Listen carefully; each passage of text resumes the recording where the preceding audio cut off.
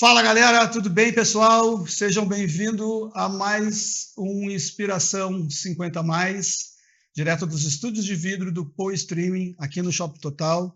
E esse programa está ao vivo para no canal Soul canal Soul TV 160 e no canal 15 da RBTV, RBT Serra Gaúcha. Os nossos apoiadores são o Shopping Total, a Ambientalize, Home 7200 e aqui a São Motors.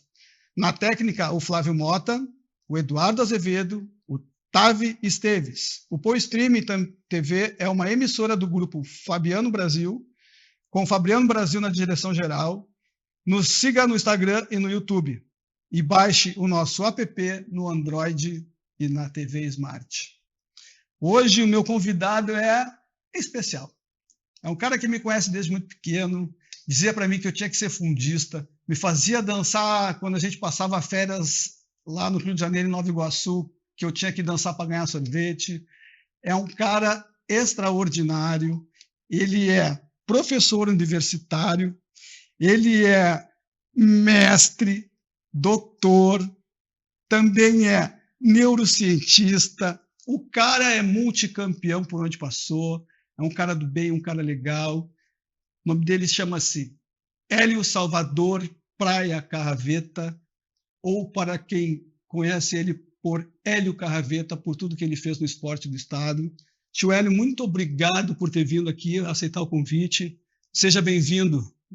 Eu que agradeço a oportunidade.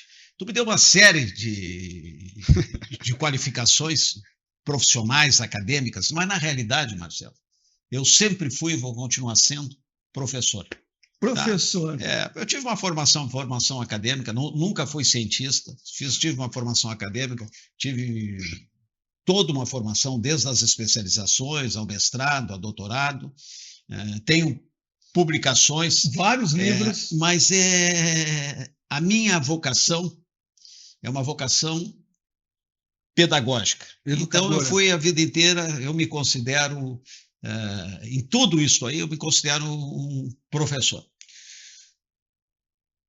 Eu queria te chamar de tio Hélio. Sim, pode chamar. Posso te chamar de tio Hélio na entrevista? Porque Fernandão me chamava de tio Hélio. De tio Hélio, os jogadores me chamavam de tio Hélio, mas é uma forma carinhosa. Pode ficar à vontade. Então, conhecendo um pouco da tua história, das lembranças, eu estava fazendo ontem a pauta do meu programa, e trazendo nas lembranças, né, do que a gente viveu, do que eu vivi.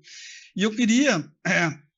como a tua história familiar, lá com seu tio, lá na Sojipa, enfim, te influenciou nessa questão do esporte e da educação? Eu morava no bairro de Higienópolis, uma rua na Carlos von Clausewitz, onde tinha as classes sociais eram multifacetadas, assim, eu tinha amigos muito, muito pobres e tinha amigos de uma classe média ou alta superior. Eu ficava naquele meio termo, mas tinha uma relação com todos. E ali pela proximidade da Sojipa, nós brincávamos muito de carrinho de lomba, jogávamos futebol na rua, andávamos de perna de pau, jogávamos taco, brigava. Tinha amigos ali, meus amigos que tinham também caixa de graxa, eu muitas vezes acompanhava. Então eu vivi muito a rua. A rua? E dentro desse contexto ali, em 1963, eu tinha 10 anos de idade e nós sabíamos que ia ter um evento em Porto Alegre que era a Universiade. E eu desci a Dom Pedro II, e fui olhar alguns atletas naquela época que estavam treinando ali na Sojipa. E aquilo me chamou a atenção. Me chamou a atenção naquele momento, todo aquele envolvimento com a Universidade. E eu pensei, quem sabe eu não vou ser um atleta? Mas, na realidade, eu queria jogar futebol. Então, quando eu tinha 12 anos de idade, 13 anos de idade, eu fui lá no campo do Nacional, e é de bonde, ali pela Getúlio, e eu queria jogar futebol. Aí eu fui lá treinar com o seu Jofre, no Internacional. O seu Jofre era um ser humano diferenciado e ele tinha muita dificuldade de excluir. Eu era um candidato que era para ser excluído pelas minhas limitações técnicas, mas eu tinha muita vontade. Aí, em um determinado momento, eu vi que eu não tinha perspectiva, eu fui treinar no Grêmio com o seu Álvaro. Aí cheguei com o seu Álvaro, fiquei uma semana, fiquei 2, com a terceira ele me mandou embora. E eu digo, o que eu vou fazer? Vou voltar lá para o Inter. Aí eu fui lá treinar com o seu Joffre de novo. E ele sempre me acolheu bem, mas deixava aquele pessoal sentado lá, eu entrava lá, jogava 10 minutos, 15 minutos, e eu queria ser aquilo. Aí, num determinado momento, o seu Joffre disse, tem um pessoal aí do Inter que quer que tu corra, que te viu correr.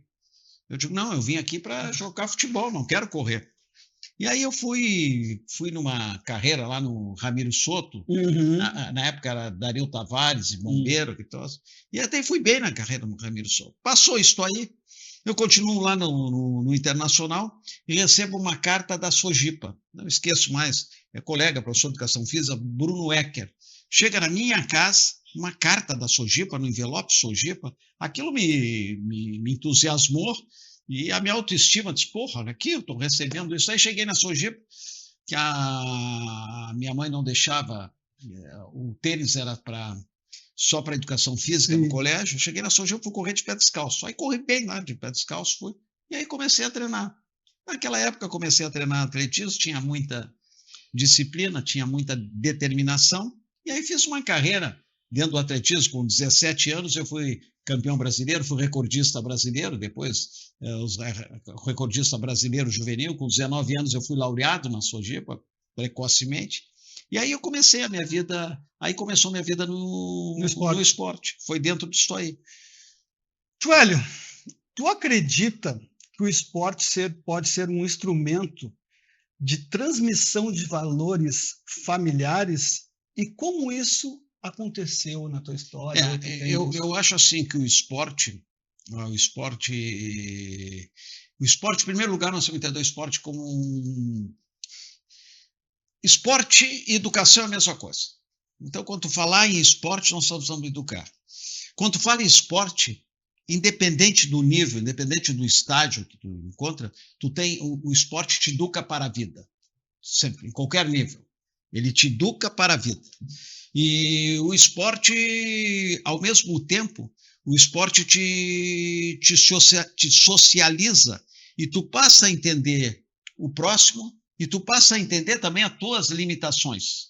Então, assim, tu entende o próximo e entende as tuas limitações. E ele, ao mesmo tempo, ele te estimula a melhorar, sempre. Se eu vou entrar para o basquete, eu estou entrando no basquete, eu vou querer melhorar. Busco ali, eu vou buscar mecanismo, tudo, para melhorar.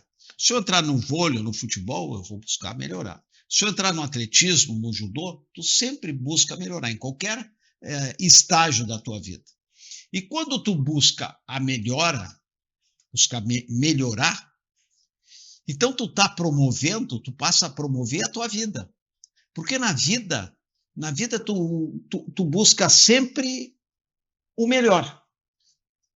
O melhor nas tuas relações, o melhor na tua performance, o melhor na tua saúde, o melhor na tua estética, o melhor que te leva muitas vezes nas tuas reflexões que tu está fazendo, tu passa a refletir. Então o esporte nada mais é de um mecanismo educacional. Em muitas situações, eu vejo que existem, muitas situações, um desvio muito grande do fator educacional. Do esporte de alto rendimento, ele é educativo. Esporte de alto rendimento é educativo. E tu leva valores, princípios para a tua vida. E muitas vezes dentro de um sistema que te favorece com determinadas recompensas externas, recompensas materiais, ele te desvia do viés educativo para a vida. Quando eu falo para a vida, eu posso me profissionalizar no esporte, através da profissionalização do esporte, eu vou desenvolver valores, vou desenvolver princípios dentro do processo de profissionalização. eu realmente, muitas vezes, eu comento muito que o jogador de futebol é um escravo da superação e operário do esforço. E muitas vezes no teu processo de formação, tu não é educado para ser um operário do esforço, não é educado para ser um operário do esforço. Mas isso acontece no futebol ou acontece em todos os esportes de alto rendimento? Não, isso acontece. Eu te dei o exemplo do futebol, porque eu vivi muito futebol, mas acontece em outras modalidades, pode ser no tênis, outras modalidades podem acontecer. Eu não vi, dentro do atletismo especificamente, eu não reparei, mas em outras modalidades pode acontecer. Eu sei de casos no tênis que acontece, e no futebol é muito comum acontecer. Dentro disso que tu traz, né, porque a maioria não chega no esporte de alto rendimento, mas como tu traz a educação através do esporte, a importância da atividade da educação física nas escolas, porque pelo que tu está falando, assim, isso vem lá da base, né, tio Hélio? Sim, da base. E eu acho que a educação física na escola é fundamental. A obrigatoriedade de 3 aulas semanais é fundamental. E falar em educação física, hoje eu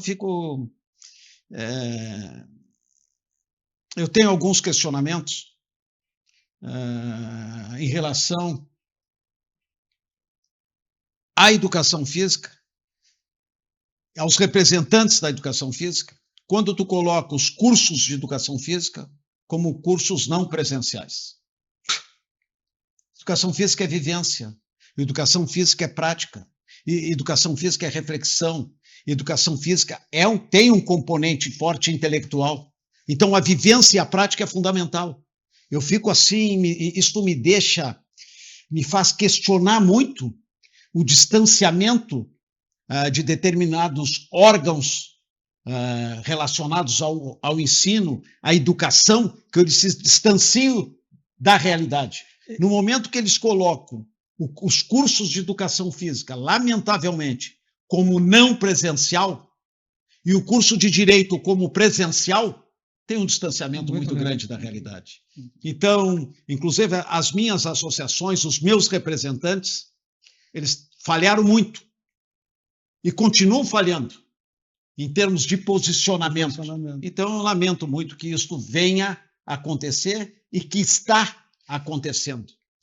Tu é um profissional, uma pessoa que tu viajou bastante lugares do mundo, né, tio Hélio? E a gente teve uma pessoa muito próxima que foi um dos caras que foi um dos idealizadores da Universiades. Sim, né? Mas, Marcelo, eu quero só concluir. Tá. Quando eu falo em relação à educação física, eu não estou falando, quem fala, eu trabalhei 18 anos na escola pública, 18 anos na escola privada como professor de educação física, dando aula, dando 7, 8, 9 aulas por semana, por dia, na escola de educação física. Depois eu fiz concurso público, fui para a universidade, através de concurso público, ninguém me deu carta. Fui lá com concurso público, fui classificado, fui o primeiro classificado, fui para a universidade, sem favor. Mas fui professor 18 anos.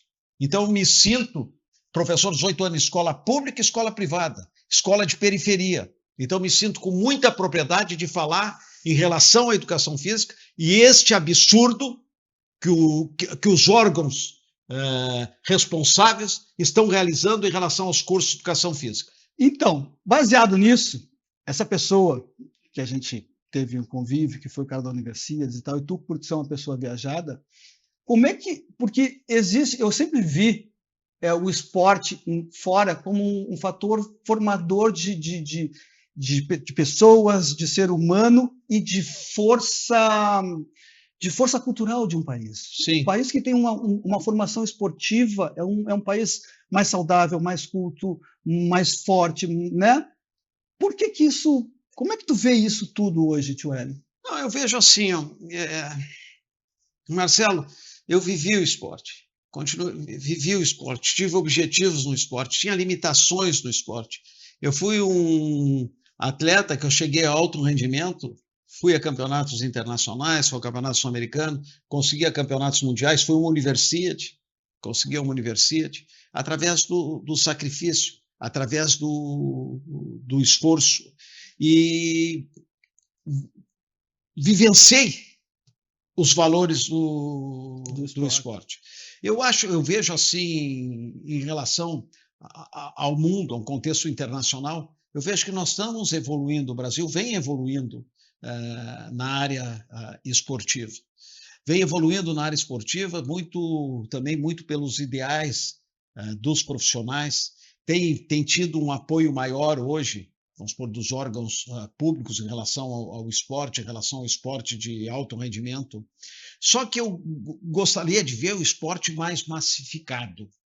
Mais massificado significa o seguinte: eu gostaria que nas periferias existissem centros de treinamento dos mais qualificados, vamos supor, com quadras de tênis, com piscinas olímpicas, com campos de futebol, com pistas de atletismo, e que eu oportunizasse para as pessoas de baixo poder aquisitivo, de uma condição social mais socioeconômica, com uma certa inferioridade, que eu tivesse essa oportunidade de praticar o esporte, de vivenciar o esporte. E muitas vezes nós não temos essas condições, a periferia, elas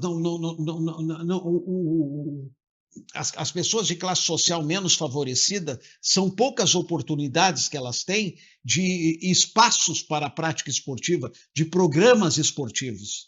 Tá? Isso para todos os níveis, mas infelizmente nós não temos ainda isso. Sim. Mas eu gostaria de ver isso de uma forma massificada. Outra coisa, eu me negava muitas vezes a fazer bolinha de meia para os alunos terem educação física na periferia. Ali tinha que ter, eles não têm oportunidade muitas vezes para esses centros de treinamento, mas na periferia eles teriam que ter essa oportunidade. Entendi. Isso seria uma forma de inclusão social. Essa inclusão social, tu está trabalhando educação, tu tá fazendo prevenção a determinados comportamentos desviados, tu está trabalhando em cima da socialização, tu está trabalhando em cima de valores em relação à saúde, porque tu pode abranger todos, tu trabalha em relação à integração da família, então tu tem uma série de programas que tu poderia incluir e dentro dessa estrutura. E infelizmente ainda nós não temos, mas eu acredito ainda que lideranças possam trabalhar para criar essas estruturas, esses centros que são importantes. Muitos países na Europa, em muitos lugares, tu vê que oferecem esses centros e oportunizam a todos. Quando a gente fala, vamos supor assim, no esporte olímpico, Pierre de Coubertin, em 1896, quando ele retoma os Jogos Olímpicos da modernidade, inicia os Jogos Olímpicos da modernidade, uma das ideias do Pierre de Coubertin era fazer o desporto como o esporte de uma forma de inclusão. Porque o esporte, quando começa a surgir na Inglaterra, a Amateur Club, ela considerava quem praticasse, quem era jornaleiro, quem já tinha competido por dinheiro, ela excluía. Então, o esporte ele pertencia a uma classe mais elitizada. E Coubertin tentou, através dos Jogos Olímpicos, buscar o desporto de uma forma mais de inclusão. Então, ali foi a Amateur Athletic Club. E isto, acho que foi 1870, 1880, que ele era totalmente excludente. Na Inglaterra era excludente, foi um berço do desporto moderno, né? Depois as próprias lideranças inglesas expandiram, levaram para os Estados Unidos todo um programa através da Associação Cristã de Moços, mas ele buscou a inclusão, e eu vejo uma forma também de inclusão. Muitos problemas sociais, muitos problemas de saúde, nós hoje, implementando programas e oferecendo espaço, nós temos que ter espaço. Não adianta improvisar, porque para a classe menos favorecida, tu quer improvisar. Não, tu tem que colocar os melhores espaços, as melhores estruturas. E nós teríamos o Brasil com o potencial que tem, ele teria condições de fazer isso. A gente estava falando ali fora sobre o que tu anda fazendo agora, que é a consultoria esportiva para clubes, federações e atletas. Sim. E dentro disso, e aí tu vai responder já com o que a gente estava falando, porque eu sou corredor e me lembro de te dizendo, tu tem que fazer, tu tem que ser fundista. E hoje eu entendo por que tu disse que tem que ser fundista. Felipe, meu primo, também está correndo, e existe hoje no mundo um crescimento da corrida, né, tio Hélio? Que as pessoas acordam às 4h30 da manhã, enfim. Eu queria... Como é que tu está vendo isso e por que isso está acontecendo? Por que as pessoas acordam às 4h30 da manhã para ir treinar? Eu vejo esse movimento de corrida. Outro dia fui às 5h30 da manhã, 5 horas da manhã, o Felipe foi fazer 30 quilômetros, eu acompanhei ele de bicicleta, 32 quilômetros, eu acompanhei de bicicleta, e assim vi dezenas de pessoas naquele escuro, ali pela Avenida Beira-Rio, depois ali no Parque da Redenção, correndo. É um movimento que vem crescendo no mundo inteiro. Eu lembro que um recorde, que foi, eu acho, 1993, em Barcelona, que teve a corrida do Corte Inglês, consideraram recorde, 110 mil pessoas correndo em 93. E hoje tu vê o movimento, tu vai em qualquer lugar do mundo, tu vê esse movimento massificado de corrida.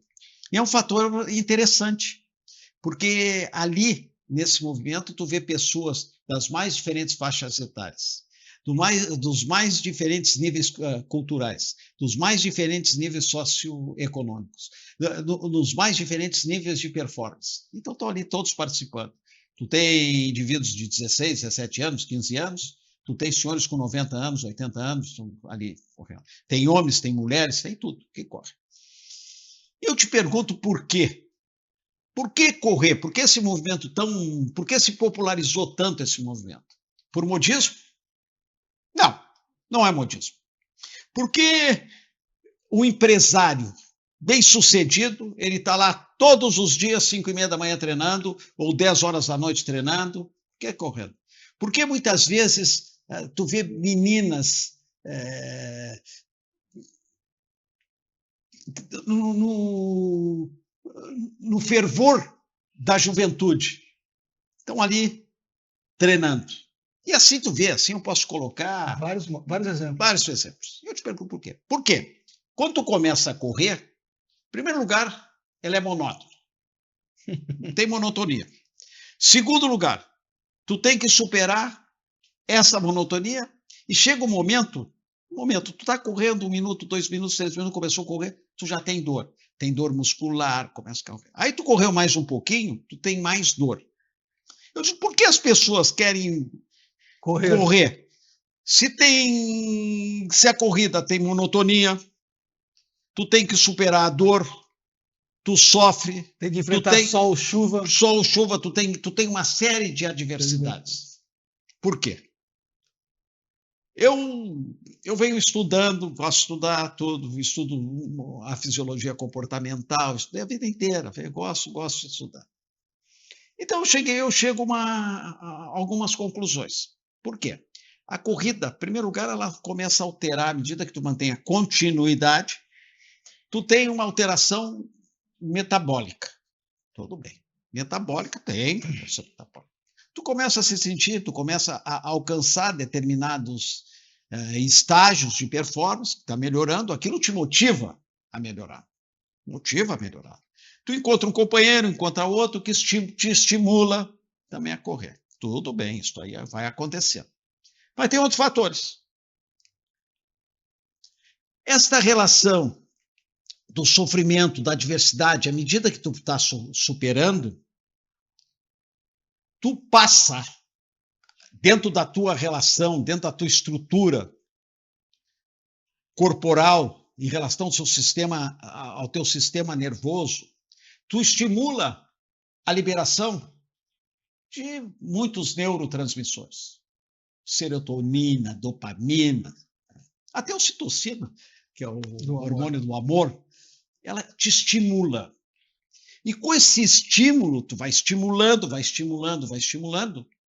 ela te leva, como a droga, como o álcool, como o cigarro, a um comportamento viciante. Só que a droga, o álcool, o cigarro São é um nocivos. comportamento viciante nocivo. Agora, a corrida, o exercício físico, é um comportamento viciante saudável. Então, tu passa a ter um comportamento viciante saudável que tu necessita daquilo para produzir. Tu tem essa liberação desses neurotransmissores que te proporcionam prazer em relação ao sofrimento. E aí eu vou fazer uma observação. Eu não posso deixar, Marcelo, de fazer essa observação. Vamos nessa. Eu tenho estudado e tenho visto muito a estrutura da formação do jogador de futebol. Ok. O sistema de formação do jogador de futebol, não estou acusando ninguém. Não estou colocando que é culpa para um, para dois. Nós temos profissionais no processo de formação, muitos profissionais hoje cada vez mais capacitados. Nós temos empresários hoje na área de negócios, capacitadíssimos. Nós temos bons dirigentes. Nós temos o pessoal de apoio hoje no futebol cada vez mais capacitados. Mas nós temos um sistema, uma estrutura muito pobre no processo de formação. Porque a preocupação, muitas vezes, é formação de uma forma muito mais condutivista. E de uma forma onde os valores externos, os valores materiais, têm muito mais importância. Uma camisa de uma marca, de uma determinada marca, um carro, um relógio, isto passa a ter valor. E esses valores são os valores hoje, até vou fazer uma comparação, são os valores que nós observamos hoje na sociedade. Muitas vezes o indivíduo ele passa uma noite para ver um determinado artista e ele não lê um livro. Ele não lê um artigo, mas ele passa a noite, aquilo tem valor para ver aquele artista. Muitas vezes ele se preocupa muito com uma bolsa tal, de uma marca tal, ou com um tênis de uma marca tal, e ele não estuda. Ele não consegue ler, ele não lê um texto. Não tem profundidade. Não tem profundidade, nada, é uma forma muito superficial. Mas isso é um problema do sistema. Do sistema. E eu vou voltar ao seguinte, vou voltar ao futebol. E muitas vezes o sistema oferece compensações. As compensações são materiais e essa própria estrutura que eu te falo da liberação de determinados neurotransmissores se dá pela recompensa material. E aquela recompensa da dor, do sofrimento, que tu tem que ter uma estrutura racional, o teu cérebro, o teu cérebro pré-frontal, frontal, tem que dominar o emocional passa a dominar essa relação do racional. E aí tu vai encontrar o prazer naquilo, e muitas vezes a estrutura também tu passa a beneficiar, tu minimiza. Porque muitas vezes o jogador, um talento, em qualquer área, é o cara que mais se sacrifica, que mais se dedica, que tem mais disciplina. Muitas vezes no futebol, ao contrário, o talento ele passa a ser paparicado. Ele passa a ser paparicado, tu não faz isso, ele já é colocado, ele já é preservado. Então aí começa essa mudança de sistema, de estrutura, deveria ser logo. No Brasil nós estamos perdendo muito, nós temos talento, temos captadores com qualidade, mas nós estamos perdendo muito em termos de estrutura. Então as pessoas, muitas vezes a estrutura, nós devemos mudar radicalmente e o mais rápido possível. Na formação. Lá embaixo. É. E aí, é isso que tu está trazendo, né? Tu trouxesse a corrida e depois logo trouxe os atletas, né? Porque tudo isso que a corrida traz, o futebol traz também através da sua atividade, sim, porém o que está externo é o que mais recompensa.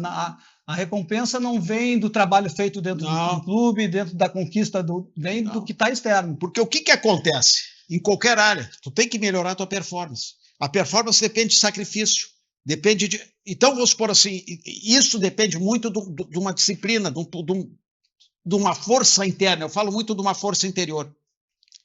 E essa força interior deveria ser trabalhada. Eu falo uma coisa, muitas vezes, por que o trabalho analítico em qualquer área? Tu sabe que tu vai formar hábitos através da repetição, e muita repetição. Uhum.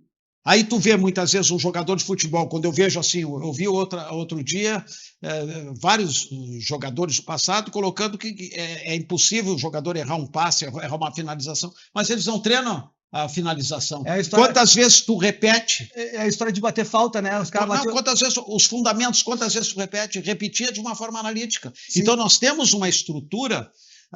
Nós temos que repensar essa estrutura. Como tinha o Oscar, que arremessava. A Hortência, sacrifício, tem que repetir. Então não tem repetição, porque repetição não é moderno, é um treinamento do passado. Pega hoje as pesquisas, busca na ciência e busca na prática um pianista tocando, ele repete, um músico repete. Um jogador, eu peguei outro dia um scout de uma categoria de base, vi vários jogadores, de 30 eu vi jogadores, os que mais repetiram, vamos supor, o trabalho de bola parada, fizeram 10, 12 vezes numa semana. Para aí. Então isso tu tem que começar a repensar.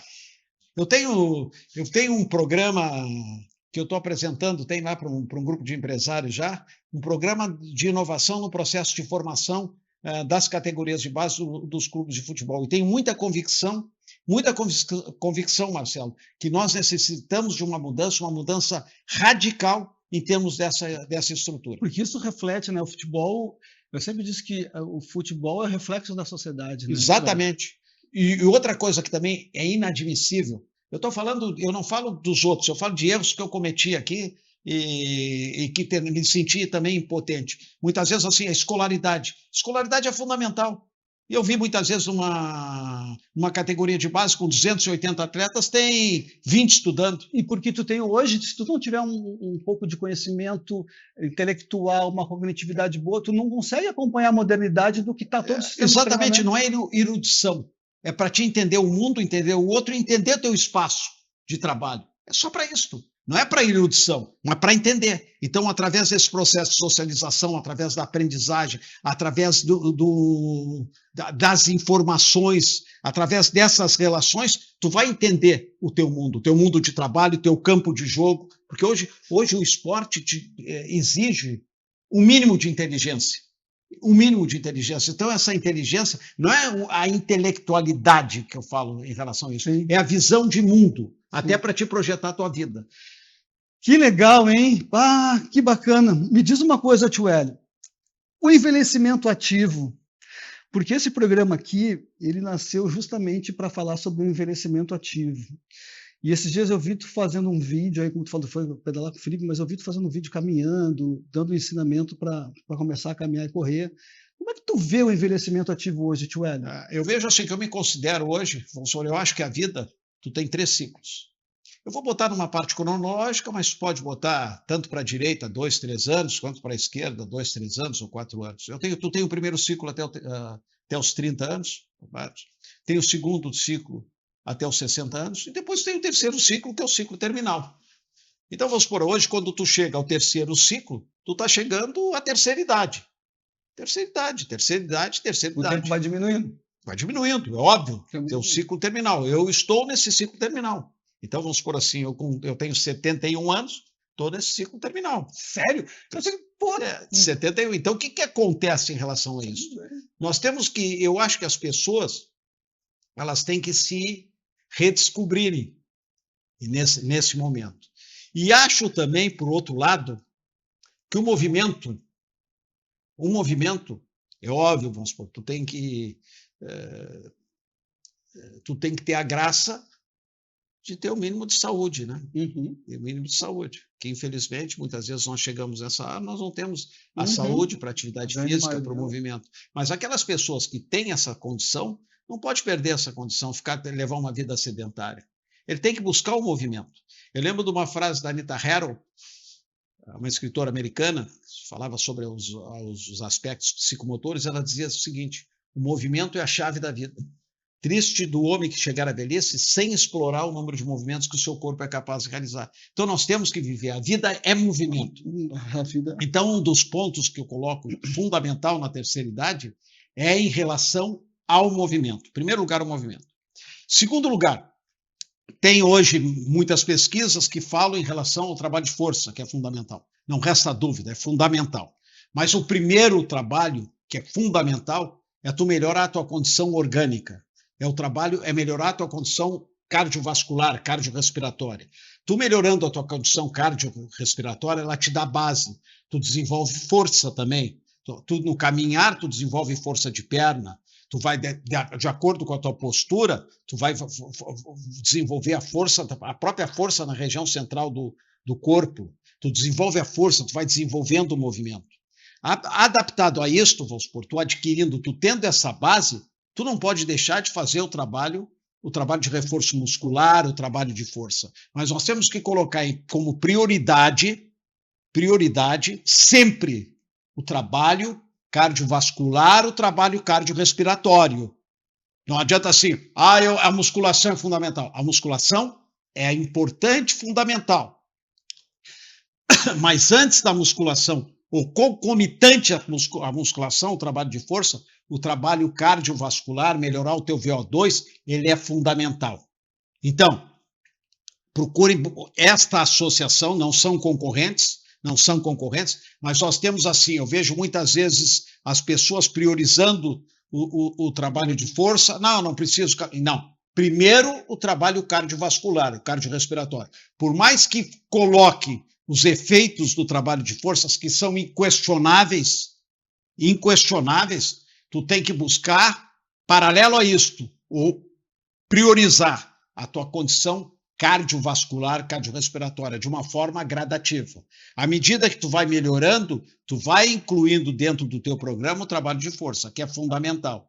Então, isso é importante, é movimento. E outra coisa assim, não tenho preocupação em padronizar movimento. Viva o movimento. O padrão de movimento, nós temos padrões de movimentos diferentes. Eu, quando fui corredor, se tu vê eu correndo, tu dizia, esse cara não vai correr nada, porque eu corria totalmente errado de um aspecto em termos biomecânicos. Eu tentava melhorar, mas eu tinha uma característica em relação à minha estrutura corporal que me levava a correr daquela forma. Então, muitas vezes, tu vai corrigindo o teu movimento, vai corrigindo, vai melhorando, mas tu não pode colocar uma barreira em relação à técnica. Vai realizando o movimento. Então, não te preocupa. A mesma coisa dançar. Dança, não tenha preocupação. Vai buscando o ritmo na dança, que é um trabalho aeróbio. Vai trabalhando a dança, vive a dança. Então, tu tem que vivenciar. E ao mesmo tempo que tu vivencia o movimento, aí entra no outro ponto, Marcelo, que eu acho interessante. Tu eleva o teu pensamento para um outro plano. Quando tu elevar esse pensamento... Tu expande a tua consciência. Aí nós entramos num ponto da espiritualidade. Tu vai entrar em 2 pontos aqui que eu tenho marcado, que é o da espiritualidade e da neurociência e emoção do movimento. O que acontece em relação à própria... Porque tudo isso que a gente está falando, ela entra tudo na questão... A própria espiritualidade, vamos supor, a espiritualidade tu desenvolve isto através, eu acho que a própria relação do teu pensamento. Nós somos aquilo que nós pensamos. No momento que eu projetar meu pensamento, vamos supor, em relação à minha espiritualidade, eu posso ter uma relação com a natureza. Uma relação. Eu posso ter uma relação com divindades. Isso é uma forma de desenvolver a espiritualidade. Eu me considero bem espiritualizado, independente da religião. É que a religião e a espiritualidade é completamente diferente. Eu me considero bem espiritualizado. Eu acredito muito, eu reforço muito os meus pensamentos para um mundo que é um mundo que eu desconheço, para o mundo imaginário. Eu levo o meu pensamento para o mundo imaginário. Muitas vezes eu tenho determinados simbolismos de divindades, e esses que me dão um reforço interno e que muitas vezes até me proporcionam um certo equilíbrio na área, no meu emocional, e muitas vezes compensam até as minhas carências, as minhas deficiências. Então, eu acredito muito nisso. E acredito muito que nós somos aquilo que nós pensamos. Se eu pensar hoje que eu sou incapaz de alguma coisa, eu vou ser. Eu jamais vou tomar determinadas decisões, jamais estaria aqui. Eu estaria sentado em casa, quem sabe, lendo um livro, parado, esperando que as coisas aconteçam. E eu acho que nós não podemos esperar que as coisas aconteçam. Nós temos que fazer com que as coisas venham a acontecer. E aí, tio Hélio, o esporte, né? E aí eu vou voltar aqui, ele ajuda a gente a alcançar este grau de desenvolvimento mental, de eu sou o que eu faço, o que eu acredito e a minha espiritualidade, porque ele mexe, como tu falasse, né, com várias sinapses, né? Ele te permite, te ajuda isso também. Eu, por exemplo, eu tenho na corrida como uma forma de meditação. Te ajuda muito, porque só tu colocar o teu corpo em movimento, buscar superação, tu tem que pensar, tá superando a adversidade, porra, mais 5 minutos, mais 4 minutos, porra, eu tenho que melhorar, eu quero melhorar minha técnica naquilo ali, eu tenho que entender melhor o jogo, eu quero ter o melhor desempenho lá no meu no tênis, estou jogando tênis, pô. Isso tudo tu leva para a tua vida. Não tem como não levar para a vida, tu leva para a vida. Então o esporte, eu acho que esporte é vida, e vida é movimento. Está chegando quase no final, ele já tem aí, passou muito rápido, né, tio Hélio? E aí eu tenho algumas questões assim, o que tu traz de valor contigo, da tua família, e que hoje tu enxerga na tua família filhos e netos e tenta passar para eles? Eu enxergo na minha família, nos meus pais, que me deram, a maior herança que eu recebi foi a educação. Então, a oportunidade, o incentivo, a oportunidade, a cobrança também, os limites em relação ao estudo, à minha escolaridade, eu acho que isto foi a maior herança que eu recebi. Porque outra coisa também, eles me deram limites, eu tive limites. E eu acredito que educar é dar limite. É dizer não. E quem realmente ama e tem preocupação, dá limite. Então, eu tenho assim muita...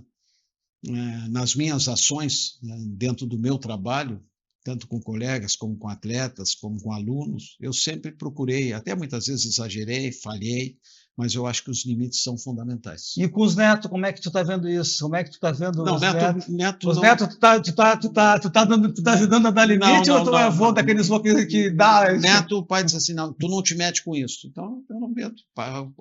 Eles vão educar conforme a concepção deles. Né? Que legal. Não tem como... Bom, a espiritualidade tu já explicou como é que é na tua vida.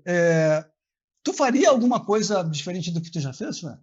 Não sei se faria alguma coisa diferente. Eu fiz vestibular, meus 2 vestibulares foram para medicina, mas eu estava envolvido no esporte, fiz educação física. Sou realizado como professor de educação física, sou professor de educação física, sou professor, tenho minha realização como professor. Dentro do esporte de alto rendimento, eu tive um período como atleta, também me realizei, terminei a minha carreira como atleta com 22 anos. Depois, como treinador, fui treinador de atletismo, fui coordenador dentro da área da gestão. Também tive um grande aprendizado, me realizei. E depois eu fui para o futebol, fui como professor universitário, como professor desde o maternal eu dei aula até o 3º ano do 2º grau, muito tempo, tive dificuldades, uma série de dificuldades, tive uma realização, tive compensação muito grande. Depois, quando eu entrei no futebol, eu tive um período, o Grêmio me oportunizou, eu tenho um reconhecimento muito grande, uma gratidão pelo Grêmio, muito grande, porque é ali que eu iniciei. Eu não posso deixar de citar o Zelinho Oxman, que foi uma pessoa muito importante para mim, o Dr. Fábio Koff, o próprio Denis Abraão também me incentivou muito naquela época que eu trabalhei no Grêmio, tive 2, 3 momentos no Grêmio.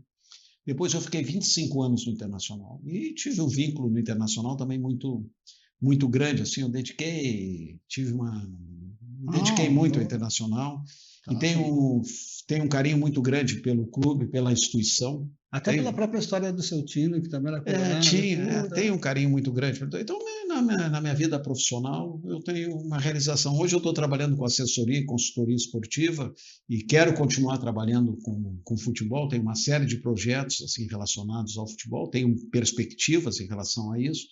Então, eu acho que na vida eu tive as minhas realizações. Também tive minhas realizações como pai, né? Também que tu tem as realizações na relação do pai. Com meus alunos, com meus atletas, eu tive realizações, fui feliz em relação a isso. Então, eu acho que não, Marcelo, não mudaria nada. Que maravilha. Uma inspiração, tio Hélio? Eu acho que a minha inspiração maior, que eu vejo assim, é em relação à educação.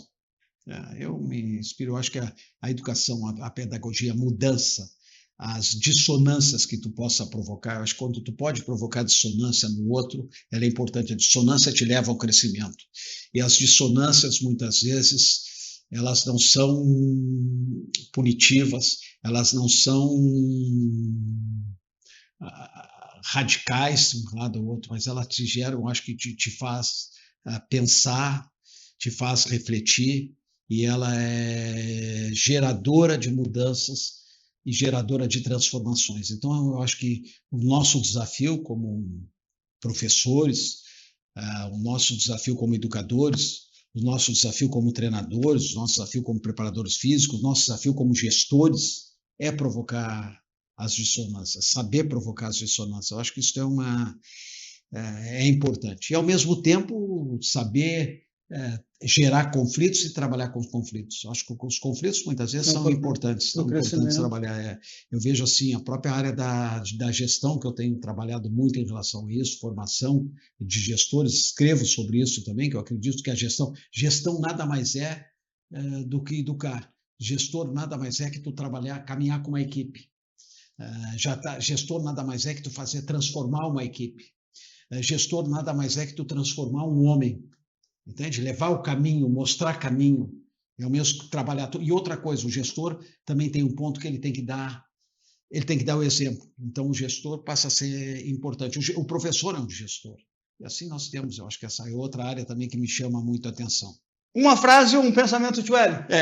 Eu tenho uma frase aqui, que imagine uma nova história para a sua vida. Imagine uma nova história para a sua vida. E acredite nela. Imagine uma nova história e acredite nela. E também trabalhe muito por isso. Eu acho que em todas as fases da vida, nós temos que imaginar alguma coisa. E nós temos que acreditar. Tu tem que acreditar. E depois tem que trabalhar, tem que ter ação para isso. Então, a vida é um processo constante de transformações. E a gente tem que estar preparado e tem que estar buscando essas transformações. Isso que dá sentido à vida, tu te transformar. Outra coisa, eu tenho que entender meu ciclo de vida. Meu ciclo de vida é esse. Eu tenho que entender o meu papel social é este. Eu não vou retomar a minha juventude. Eu posso rejuvenescer as minhas ideias, tá? Mas eu não posso retomar uma juventude. Eu tenho que entender meu papel social hoje, meu espaço social, as minhas condições físicas hoje e o que eu represento. Mas dentro disso aí, nós temos que buscar transformações. Nós temos um tempo ainda de 2 minutos ali. Eu tenho duas questõezinhas aqui. Que conselho tu daria para os jovens hoje, tio Hélio? Um dos conselhos, eu acho que é acreditar, ter objetivos. E um ponto importante que eu considero, para ter tudo isso, busque a disciplina. Disciplina é fundamental. Disciplina liberta. Disciplina não te liberta, ela te dá liberdade. Então, a disciplina passa a ser fundamental nas nossas vidas. Eu tenho que ter cada vez mais uma autodisciplina. É a mesma coisa o jovem. Então, o jovem. E outra coisa, encarem a vida com otimismo e busquem determinados objetivos, persigam objetivos, não desistam. Eu parto do princípio que o ser humano ele é capaz e constantemente, frequentemente, nós subestimamos as nossas capacidades. Nós temos um potencial, o homem tem um potencial muito grande, um potencial de crescimento, tem vitalidade. Então, acredita nisso. E o jovem mais ainda. E hoje eu vejo muitas vezes os jovens desacreditando, não perseguindo determinados objetivos e muitas vezes dizendo assim, eu não sou capaz. É capaz. Olhando para toda a tua história, tudo que tu já fez, tudo que tu já contribuiu, o que tu gostaria de deixar de legado para as próximas gerações, tanto no esporte quanto na vida? Eu acho que na vida tu tem que ter propósitos. Tu tem que ter propósito de vida. Eu acho que isso é o importante. Tu tem um propósito de vida. O que tu quer da vida. E muitas vezes não querer o que tu quer da vida. E outro aspecto da vida, buscar fazer para o próximo sem esperar recompensa. Tu ter o prazer de fazer o bem para o próximo, sem esperar recompensa. O próximo pode estar no teu lado ou pode estar muito distante, sem esperar recompensa. E outra coisa, sem esperar um efeito midiático daquilo que tu faz. O silêncio é importante. Obrigado, tio Hélio. Eu que te agradeço. Foi um prazer, muito obrigado pela presença. Pessoal, esse foi Inspiração 50 Mais de hoje. Semana que vem a gente volta. Fiquem bem, se cuidem.